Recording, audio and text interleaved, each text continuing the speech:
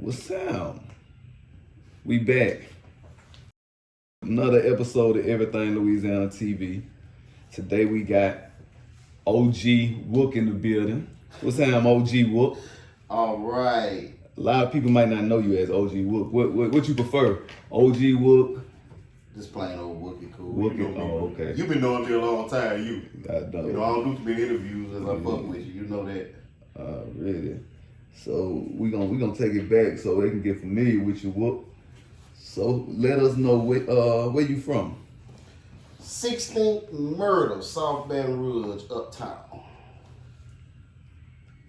Really? And how you got introduced to music? I just always had a little passion for it, you know, the love for it. And when I used to get my ass whooped when I was little, my mom and daddy had a stack of records. So what I would do to get away from everybody, I'd go sit in the den and just fuck around and read all the credits, like see who a producer, see who was doing what at 10 years old. So I could tell you whatever album we got, I could tell you who was engineering, mixing that bitch at 10. So it just started from that, and I started DJing, so it just went from there, you know what I'm saying? So you automatically knew you wanted to go to DJ route? Oh yeah, definitely. Like, that was my, 11 years old, my Christmas gift was 2 turntables and a mixer after watching Run DMC Christmas special. And the niggas, Jam Master Jay was doing this thing after watching that. That's basically the route I took after that. It was all hip hop. But see, it was different for us than it is for a lot of people dealing with music because we didn't have down south rap. So everything I was listening at was Wu-Tang, you know what I'm saying? Craig G. It was just some New York, it was some up north shit. We didn't have that. That's why my sound is like up north if you really listen to it. I come from a lot of big boom bap type shit, you know what I'm saying? That era, you know. And how old was you when you first got your piece of equipment? 12. My first piece, my first set of turntables, mixer, 12 years old. Yeah, 12. It was some Radio Shack bullshit. But then, boy, my daddy come back that next Christmas when I figured it out. Nigga had a new mug mixer and a pair of Technique 1200s. And I didn't understand. I used to go outside, niggas who was grown ass men used to be like, man, that motherfucker got damn near $10,000 worth of equipment in this shit. And I didn't know, but that really what it was. Pops went off. My daddy made sure I had that shit, you know, so I don't know nothing about niggas be talking about they ain't got no father. Mine was down. That nigga did his thing. You know what I'm saying? It was like nice. Yeah, it was super nice, you know. But my pops put me on it, like he put me on that path, like to fuck with it if I believed in it, basically. All right. And when you when you started messing with like rappers and took the route where you started working with rappers and you started dealing with rappers? The fucking hood. If you go outside, it's gonna happen. It's just like anything else. Now it wasn't as common as it is. It's common now. We didn't know it was gonna be as common as it is, but just going outside, fucking with niggas and your partner, talking about, bitch, I can rap. Nigga, you can't rap. And the nigga really hit something, you like, damn, that nigga sound alright. And we went through that era, different niggas who could rap, but just the streets. If you really out there, it's just gonna come to you. If you gotta be out there. See, that internet shit is cool. Don't get it twisted. You made a lot of stars. But it's just something different about the way it was going back then. It was a whole nother essence to it, you know. Whole nother essence. So when did it turn into just a hobby to where you start getting paid? It was like when you started dealing with rappers, or was you getting paid for gigs before then, or? When I realized it was serious, bro, honestly, I was DJing at a club called LA Live, you heard me? And my partner owned the club, and he was like a family best friend. And make a long story short, this the night Tupac performed. In Baton Rouge? Yeah. And I did the set. And they had a sound check. And when we was there for the sound check, They had the food, the hors d'oeuvres, everything in the corner, but I still had to, by me being a DJ, I still had to play music. I was still working. In the process of me being there, they wanted to do their set, which consists of records. So the first thing Tupac walked up to me and said, I'll never forget him and the nigga Big Syke was together. And the first thing that boy said to me was, say, man, you got Who's the Man soundtrack? And I'm like, yeah, I got to be that. Remember that Ed Lover and Dre movie, Who's the Man? Okay, it was go do your homework. It's a movie called Who's the Man. That boy walked up to me and say, man, they got this fat motherfucker named Big out of New York I be fucking with. That bitch about to be the next shit out here. Called Party and Bullshit. Play that bitch for me. And went on the floor and banged that bitch out. Niggas in that bitch dancing. About a year later, the pig and beef started. I said, that shit was real. I'm saying that to say, that's when I realized how serious this shit was with on all aspects of it. Money, this shit, that shit. And I'm like, oh shit, I'm in the midst of seeing some shit. And I'm a little nigga from Baton Rouge that nobody wouldn't even believe if I tell them. It's the first thing the motherfucker told me. You know what I'm saying? And I thought back years later, I said, oh, man, them niggas really was cool. Them niggas really was friends. This nigga was in Baton Rouge, asked me to play big as shit. True story. History. True story. But I did the nigga sick. Now he rocked that bitch, even though he got shot at that night. I don't mean to don't. Let's try to edit that out. No. Because me and him just talking on some shit. I know how me and you talk, you know what I'm saying? Come on, man, we got that. No. I won't go saying that, bro. I won't influence the children like that, man. I got grandbaby stuff, man. Come on, man. But yeah, bro, true story, bro. True story. I got some more shit we ain't gonna say on camera, but I got some shit to tell you about that motherfucker. We used to have some fun in that motherfucker. Alright, so a lot of people might not know like what artists you done had your hands in dealing with them and helping their career and stuff. Mm-hmm. I know we've done a lot of people, you know what I'm saying? Mm-hmm. Shit, so I'm gonna lay around and I'm gonna talk about a few of them that's popular to everybody, you know what I'm saying? I want you to tell me like how you linked up with them and you know what I'm saying, how you helped their career or whatever. Yeah. So the first person I want to ask you about was C-Lo. How you and C-Lo met? Hood, just hood. Then going to school together. Then click clack and just always fucked with each other. Even though we just never looked at it as no top and bottom nigga. We always fucked with each other. We always just had that respect and love. So later on in life, we just started linking up heavy. And what street you said you was off of in the time? Myrtle. And what street Loc was off of? If I'm not sure, Tyler, I might be wrong. Because that nigga stayed in different areas. He was just a South Side baby. You know what I'm saying? But he was all over the South. You know what I'm saying? But I'm not sure, Tyler, if I'm not sure. So was Loc like one of the first artists who you worked with, who like really? No, the first artist I ever worked with was a guy named Montague. We had a song called That Neighborhood. That Big South, that neighborhood used to play in Vibes. I think I was 17. We was going to Terra. Montague was a basketball player. Me and Loc linked up later on. Me and Loc linked up when I was DJing in LA Live, and he was bringing his first music over there to be played. That's how it really started. I had to think about it. That's how it started back with us. But we always was around each other fucking with music. You know what I'm saying? But we really linked heavy after when I was DJing at the Live. So how many clubs in Baton Rouge you DJ'd at? Just that one. That bitch was over 8 years. I ain't gonna do no more after that, bro. Why? Man. Dog, the nigga used to literally. This nigga was open 7 days. This nigga was open, maybe closed like 1 or 2 days out the week now. The money was good. But dog, a nigga was really waking up this time of the day, or 8, getting in the shower, going to the club, coming home maybe 7 or 8, 9 in the morning, daylight, and going to sleep and doing this shit all over again for about 8 years. That shit was tiring. And all this was at a club? Yeah, all this was at a club. In Baton Rouge? Yeah. You know where,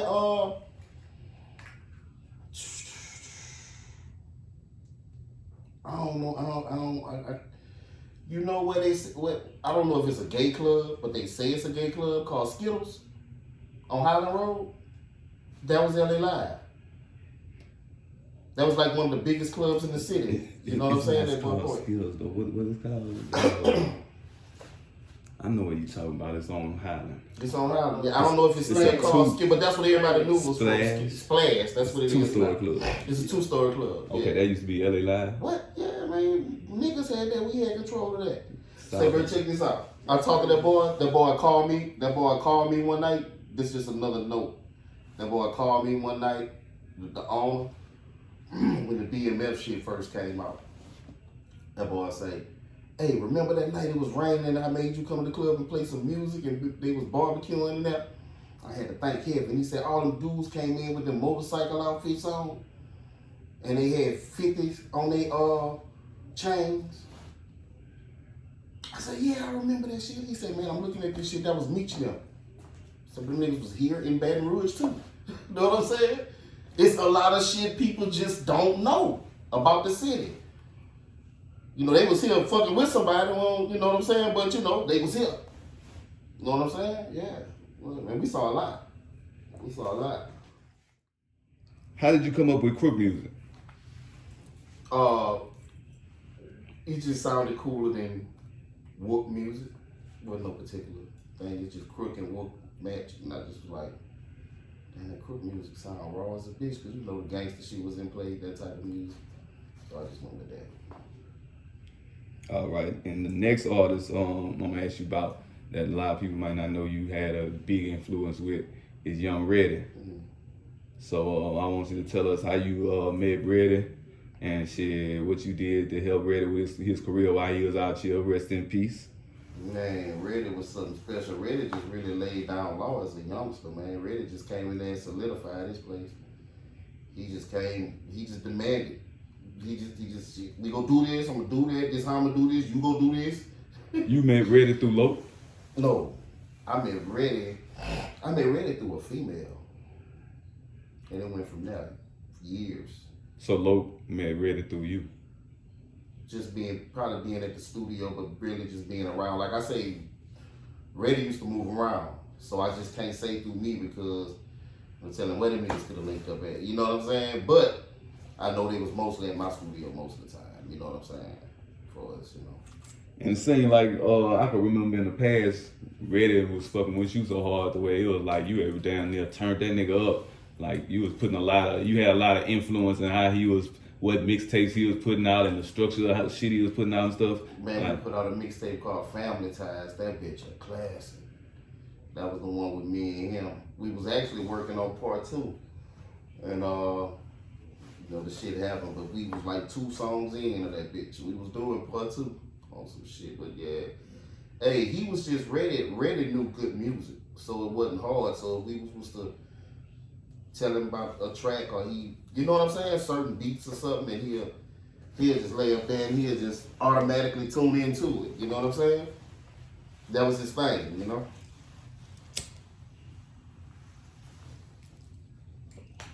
And shit, I don't know if you all seen on our site, but shit, we got a lot of people asking for that new Reddy and Lil Fat album. What's the is there any validity to that? Is that some real shit? The public need to know, cause shit. Oh, it's real, but that's that's totally up the trio. What you mean? They have to, you know, by Fat being their artist and Reddy wasn't directly signed under me. You know what I'm saying? So therefore, you know, they got full control over doing that. Can you put out any Reddy music? Oh, yeah, me and his mother can. I mean, Reddy, as far as I'm concerned, but we talking about Reddy and Fat Project, Trill would have to have their hands in that. You have songs with Reddy by itself? A lot of them? Yeah. As a matter of fact, Austin did the beats. And in case people don't know who you talking about, Austin, who is Austin? Austin on the track. He's a little fellow who was real nice with the tracks, but he lost his life to senseless gun violence out there. Okay. Shit. R.I.P. Austin on the track.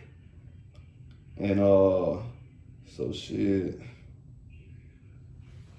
Yeah, that was raw. Reddy? Both. Austin. Yeah. Austin. How you met Austin? Savage. Savage actually sent Austin them over to the studio for the work, and Savage was doing a lot. He was taking care of. He had a lot going on at the time, and he sent them on over there. And shit, we became family after that. You know what I'm saying? It was just years work. They came over there. Shit, Austin had to be about 13, something like that, 13, 14 when they first came over there. So you done work with a lot of people. So how did you?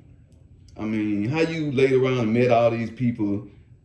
How did you even, you know what I'm saying, like keep a environment, a non-violent environment at a studio, how beef is these days, you know what I'm saying? Like you sound like you had a lot of people from different areas all over. I mean, to be honest with you, ain't no way around it. A lot of fucking finessing. A lot of finessing. A lot of finessing. You gotta just know how to move. You just gotta know how to handle that shit. You gotta move a certain way first, you know what I'm saying? I couldn't just have a wildfire like that and, you know. And believe it or not, all these niggas that want to pop up at the same time. Some of my niggas who was heavily beefing. What's the odds of you not talking to motherfuckers every day for weeks? And one particular day, y'all want to come at the same time and I'm knowing y'all ain't talking to each other? How the fuck that happened? Man, that shit happened Wookee times, believe it or not. You know what I'm saying? You like, man, what the fucking odds of this one? You know what I'm saying? But shit. It is what it is, you know what I'm saying? But thank God, everybody had a mutual respect for me that they didn't go down, so you know what I'm saying? So I guess it went down somewhere else. You know what I'm saying? So it is what it is, you know? Big. So how you laid around and all linked up with TBG? Because I don't know if a lot of people realize, but a lot of their videos that they see G Money in and when they was first blowing up, all that shit was done in your studio. Right. Well, TBG, I was the DJ for the original TBG, which was Ivory, Yacht, Red Boy, Big Head, Jock, and Chill, Savage. It was just a slew of Rudy's, a slew of niggas at one point. And that was the original TBG, and we was doing these little mixtapes, you know what I'm saying? So we did a mixtape called the Uptown All-Stars I dropped, which the Uptown All-Stars was gonna be the label, and the group was TBG. So that's how it originally came about as far as putting it out. And like I said, like I was talking earlier, my dad I was in a car wreck in like 97. So Yacht and them used to always stop by the house and come fuck with me. So, you know, at this time, so I told my dad, you know, he was like, what you want to do when you get straight? I'm like, man, I need to get a studio. So I had to wreck in 97, about 2000, we dropped that Uptown All-Stars. That bitch changed the game around this bitch. The bitch just changed everything, you know what I'm saying? So it brought a whole nother scene, you know, that it could be done, you know what I'm saying? Nigga, I remember I was on the phone with my baby mama. And my baby mama called me one day and was like, God damn, whatever that is you put out must sound good, huh? So I'm thinking she being funny. She was like, nah, about 3 people that called me saying like, this bitch really jammed. Like somebody was like the sad part about it. Somebody said to the fake stuff about, damn, what's crazy, this shit rolling that the niggas just put out. You know what I'm saying? So the buzz started hitting the streets. You know what I'm saying? And after that, man, once I saw that happen, I was like, fuck that, let's go with this shit. Let's see what we can do. And I just got to fucking with that music shit after that. But the Uptown All-Stars, the TBG, Uptown All-Stars, what really got me started. You know what I'm saying? Then I put out this mixtape called Juice after that. You know what I'm saying? So when you say it really got you started, elaborate. What you mean by that? It really made me mentally feel like, okay, we can go somewhere with this. You know what I'm saying? So you went from like being... It's not pointless. It's not just no senseless shit I'm doing right now. You know what I'm saying? It can do something. So what would you call yourself like in the music industry? Basically, an A&R, but a person who could, I kind of give the people what they want. Like I'm in the process right now, man. It's all about changing the sound. This shit sound wild right now. You know what I'm saying? I mean, if anybody do they, you know, man, I ain't gonna lie. Right now, most of the hardest songs I listen to is niggas that's over 35 or female rapping. Real talk. Real talk. What female artists you listen to? In the Baton Rouge female artists? Well, I just really started listening to this one person. I ain't gonna say her name right now because I don't want, because they in here with me and then people gonna think you just saying it because she in here, but you're really not. You know what I'm saying? But you know, our girl over there, put the camera on or something so we can see her. Her right there, you know what I'm saying? She do her shit and really, bro, to be honest with you, man, it's just really that older sound. Like, if you want to know what I'm listening at, I'm listening at Benny the Butcher right now. I'm listening at hold on, I'm about to tell you what I'm listening at right now. Benny the Butcher. Well, this is another question. This brings up another question. So, who your favorite like artist right now in Baton Rouge? Who you feel like holding the streets down? What's your favorite artist in Baton Rouge? Wild Woody, the puppy don't even know about him yet. What's his name? Wild Woody. Wild Woody. And Maul 4 times. That's the youngsters. No, Maul 4 times. The older dude, Wild Woody, is Lil Fat, first cousin. Like, Wild Woody, like, he may change the game. And of course, rest in peace, Bleeder. He was gonna change the game. Bleeder was that thing. Bleeder was something. Bleeder was something special. You know what I'm saying? He was way different.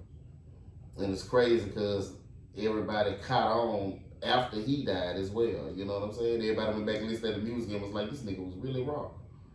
You know what I'm saying? But yeah, he was the sickest. And he been like that. He was there. Rest in peace, though. All right. And what you think your specialty is in this music shit? Like, how do you help artists? My ears. My ears just something different. If that shit don't make the hair stand up on the top of my left neck, bullshit. Know what I'm saying? It's just that bitch a certain feeling, you know? Like anything else, it's just be a feeling, you know what I'm saying? You know when it's it. So how you a lot of people been doing interviews and making comments on Instagram and YouTube, and they keep comparing the Baton Rouge music scene to Atlanta, and they saying, you know what I'm saying, Baton Rouge got all the big dogs really running the rap game. Baton Rouge one of the hottest, but we don't get along like Atlanta. Atlanta, they put their beat to the side and get money. Baton Rouge, all they want to do is beef all day long. So how you feel about all that? It's sad. Like, I wish it wasn't like that. But I ain't gonna lie to you, brother, I just don't want to get in them niggas' business. Let them do them, and I'm gonna keep doing me. And it's, you know, what they doing is wrong. You know what I'm saying? And, you know, you gonna have to answer to somebody. Whether it's somebody here or how I be. So, you know, I pray. So, and I know I'm covered. So, you know what I'm saying? It's just all about, man, in Baton Rouge is all about how you move, bro.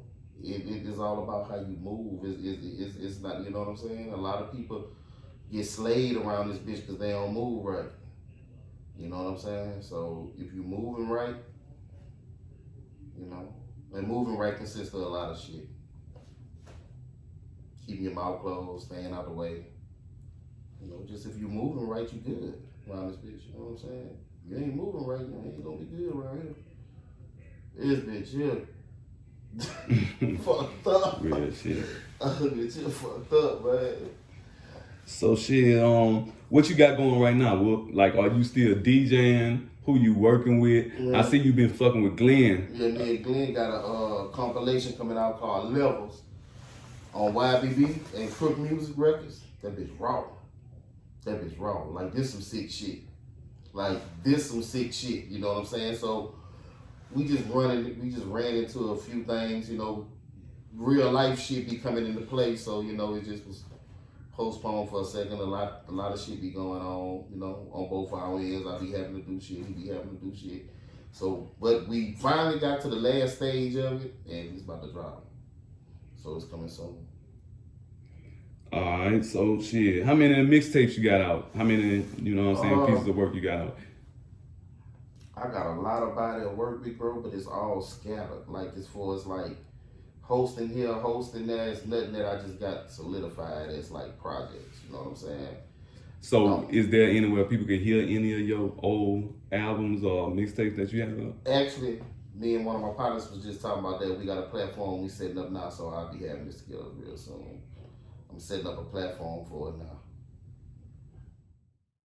Alright, well, so how you feel like music play a part in these kids like these days? Because we know rap music has been around, you know what I'm saying, but it seems like it have a different effect on the youth these days compared to when you was coming up.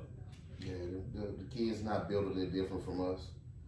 We have respect. Miss LMA could come bust us on our ass. The next door neighbor could come bust our ass. You know what I'm saying? So we was able to have discipline on top of a lot of shit that we had going on. You know what I'm saying?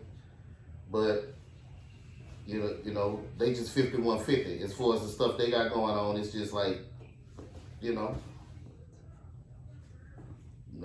Yeah. Alright, so do you think that the rap scene in Baton Rouge or just period would change and people start talking about killing every lyric, every other bar? You know what I'm saying? You think that's possible? Yeah, it would slow it down. It would definitely slow it down. It would definitely tone it. Now, we can't say that that's going to take all the violence, you know, out the city. We're not going to say, you know what I'm saying, nor am I going to say that all rap music is totally responsible for what's going on in the city, because it's not. But it does play a part. I'm not going to sit there and lie to you. It do play a part. So, I got an idea, though. Like, you know, everybody go to parties. Bring slow music back. Let these niggas slow drag and bump up on some pussy. Where that went? Everybody want to fight. If you bucking all the way through a party, you don't think something gonna happen at some time if the DJ don't slow that motherfucker down? We had Prince to listen to, Michael Jackson, You're the Light of My Life. Where the fuck all that with? Yeah, they got some raw ass slow songs. And then the crazy part about it, I'm an old motherfucker, but you know I still got my mojo. Every young motherfucker I get in the car with, females that's young, man, these little girls listening to 90s R&B. Every one of them. Swear to God, I can jump in the car. What you know about that? Now they is not listening to that shit. Real talk. So basically, you saying these niggas be making that music for each other? Well, they making basically, you know what I'm saying? I mean, you know, some of the females like some of what's going on because they go like the artists, they fans. But for the most, everybody have their person. Like right now, I told you I was listening to what I was listening to that earlier, Benny Butcher, right? How many niggas just listening to Bob James and David Sanborn? That's what I'm listening at. So you feel like Baton Rouge have a R&B scene or a raw female scene like what female rappers do? Yeah. But you feel like it's being overlooked? Why you think it's being overlooked? And everybody just fuck with rap music? Say, I don't want to call you by your real name. What's your rap name? Lucky Star. All right, Lucky Star. I know about her real name, but I'm saying, I heard a song that she put out, whatever video that is. What, Baton Rouge Baby? Didn't I text you about something? What I left you a text and said? Be honest. What I left you a text and say so this shit won't look staged? She running laps around these niggas. All right. He told you that? He ain't tell me. You ain't never tell her. He told me you was talking highly of the record. Hey, check it. He just didn't tell me the detail, you know. She running laps around them niggas on the wordplay of that bit. It's all about how you deliver that bit. Say, but check this out. So look, why you think people don't acknowledge the female rap scene in Baton Rouge like they do the dudes? They gonna acknowledge it, just put it in their face. You gotta put it in their face. That's what people not realizing. Baton Rouge is a young New York. A nigga could come get on stage in Baton Rouge from anywhere all over the world. We one of the only people that sit there and look at you like this if you ain't doing shit to us. This is a hard market, our city. If you can make it out Baton Rouge, bitch, you can go to New York and make it. And that's real. This bitch hard. That's how I know we was on to something. And like New Orleans got their own bounce. You know what else I'm real disappointed about, because certain people in certain positions to do this, I've been doing a lot, but I'm gonna do it. Like New Orleans got their own sound, right? It's bounce music, right? Y'all ain't never listened to the style of BR music and everybody gotta move a certain way, but we just don't know what to call it? Think about it. We got our own style, but we just haven't figured out what the fuck it is yet. I'm not gonna call it jig music. It sounds too cheap to me. We bigger than that. So I don't know what to call that shit right now. So jig but music it's something we got. Say, bro, let me tell you how fucked up it is. My mama's 79. I could put on a Baton Rouge song. She'll come in this bitch and she from this bitch. It's a certain way we move. But nobody never fucking thought about it and discovered it yet. Like, damn, Baton Rouge really got their own style. And another thing, even Lucky Star, she don't even know it yet. From Boosie, any rap on down, we do not rap on the beat. Y'all don't. Y'all rap up under that bitch. Remember I told you that you don't even know you doing that shit. It's just you from this bitch. You rapping at the bottom of that bitch. You're not rapping on top of that bitch like the average rapper rap. That's what separates us. That's the part nobody never got out of Baton Rouge. There's a whole nother flavor around this bitch. New Orleans, 30 minutes away, you entering two totally different worlds coming in them bitches, in and out. Musically, the way we dress, and everything. You know what I'm saying? It's just different, bro. We built different. We the only niggas that'll leave the studio 3 in the morning and come crank up the barbecue grill and start another party at the house. We built different, bro. It's 3 in the morning. Them niggas just lighting the grill up. May go to Walmart. I think that Albertsons just open. Go get some chicken out the pits. You know what I'm saying? We still do shit like that, bro. And what you think we got an R&B scene in Baton Rouge? Oh, fucking right. Fucking right. Matter of fact, my compilation, the first single is an R&B song produced by Be Real. The compilation I'm about to put out, they gonna think the first single I'm about to put out, everybody gonna take it. Oh, okay, it's gonna be but it's gonna be an R&B song. I'm older now, man. I ain't about to put out no gangster shit first. You know what I'm saying? So what you wanna leave with the people seeing out your interview? What you wanna tell the people of Baton Rouge? The youngsters coming up, trying to rap, get on in the rap game, people that wanna be a DJ. Man, keep working, bro. We can do it. Keep working. Keep working. You got a lot of people rooting for you as far as out here, and I ain't seen a nigga yet. I ain't seen a nigga yet from Baton Rouge, and I'm gonna leave you with this, and you can stop it after this. I'm gonna leave y'all with something. I ain't seen a nigga yet from Baton Rouge make an impact on the world and not make it. Name one. Boosie, Kevin Gates, Young Boy, Fredo, they worldwide. Them the four went forefront for the world to see. They loved them. Ain't too many cities could do that. Shit, we 4 for 4. We just keep going. And that's right now. That's right now. So imagine the other niggas that's gonna break through. Everything that touch worldwide from Baton Rouge, make it. We built different. If you touch another city, but you from this bitch, but if another city hear you, they go fly. They go fly because it's something always different. If somebody hear her from somewhere else, hypothetically, she go fly. They heard Bleed in Atlanta, he was about to fly. They heard Ready in one of them states, he flew. Scotty too. You used to fuck with Scotty too, huh? Man, everybody you see, they talk about that man and all that old pussy ass shit, but man, everybody dressed like a bunch of little Scotties. He was doing that shit before these niggas was doing it. Whether they want to believe it or not. Everybody like a bunch of little Scotties around this bitch now. You did that, little brother. So what's been happening with him? You still be in touch with his camp on him? I ain't talked to him in a while, but It's I all hope he good alright. still. Yeah. I hope he alright. Yeah. He locked up right now,